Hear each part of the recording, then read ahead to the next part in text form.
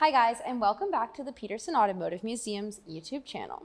Today we are looking at the pinnacle of pre-war racing, a machine so dominant, so engineered, and frankly, so intimidating that it essentially forced the racing world to rewrite the rules.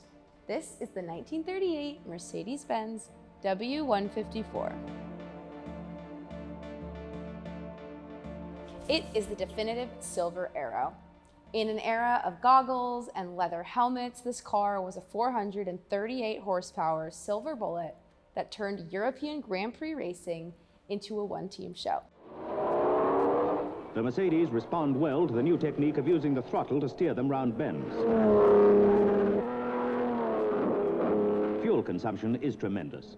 To understand the W154, you have to understand the panic of 1937. Mercedes had been winning everything with the massive W125, but the governing body, the AIACR, decided the cars were getting too fast and too dangerous. For 1938, they implemented a new formula. Engines were capped at 3 liters if they were supercharged, or 4.5 if they were naturally aspirated. Most manufacturers thought this would slow the cars down. Mercedes-Benz, however, saw it as a challenge. They handed the project to a young engineer named Rudolf Caracciola. His mission? Build a car that was smaller and lighter, but just as terrifyingly fast as the monster it replaced. Caracciola averages over 100 to win and gives the French crowd a disturbing demonstration of German supremacy. Caracciola answer was the M154 engine. Instead of the straight edge they used in the past, they moved to a 60-degree V12. The power. It featured twin superchargers that helped the 3-liter engine pump out a staggering 397 to 483 horsepower, depending on the fuel mix. The new Mercedes are lower, more streamlined cars with V12 engines that are so highly supercharged that they produce 400 horsepower.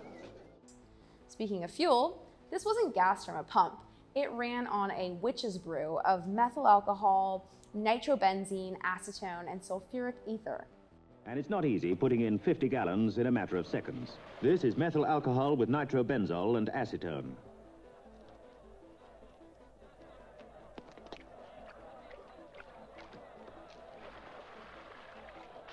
It was so corrosive that the engine had to be drained and washed with standard gasoline after every race to keep it from dissolving from the inside out. The chassis was just as radical.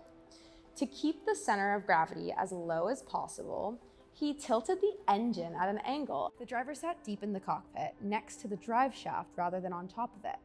This allowed for a much lower hood line and a sleek aerodynamic profile that cut through the air like a knife. It used a sophisticated D-diam rear axle and torsion bar suspension, allowing the Silver Arrow to maintain its composure while sliding through corners at 150 miles per hour. When you look at these numbers, remember, this was 1938. 3-liter V12 with twin Roots-type superchargers. Valve train, 4 valves per cylinder and 48 valves total. Transmission, 5-speed manual, the first one for Mercedes racing. Weight, 1,873 pounds, which is about 850 kilograms, the exact limit set by the regulations. This is the year of the new Grand Prix formula, which limits blown engines to 3 liters with a minimum weight of 850 kilos. Top speed was approximately 190 miles per hour. The W154 made its debut at the 1938 French Grand Prix. And in typical Mercedes fashion, it didn't just win, it took first, second, and third place. Mercedes have it all their own way.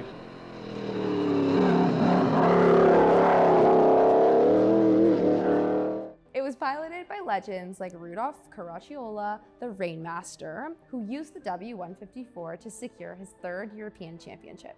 In 1938, they updated the car with an even more powerful 2-stage supercharger, making it virtually untouchable. Out of the 12 major races it entered between 1938 and 39, the W154 won 9 of them. The W154's career was cut short by the outbreak of World War II. After the war, several of these cars were discovered hidden in Czechoslovakia and even ended up in the United States. One was actually entered in the Indy 500 in 1947 and 48, though without the factory support and that special witch's brew fuel, it couldn't replicate its European dominance. Today, the W154 stands as the ultimate expression of pre-war engineering.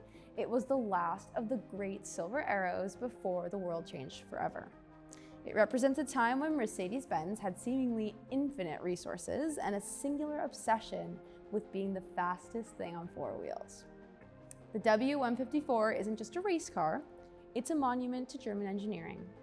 It's low, it's loud, and even sitting still in the museum, it looks like it's breaking a speed record.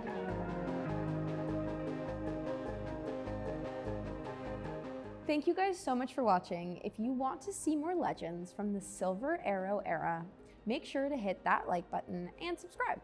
Again, my name is Bea, and I'm here every Tuesday. This has been the Peterson Automotive Museum's YouTube channel. Bye guys.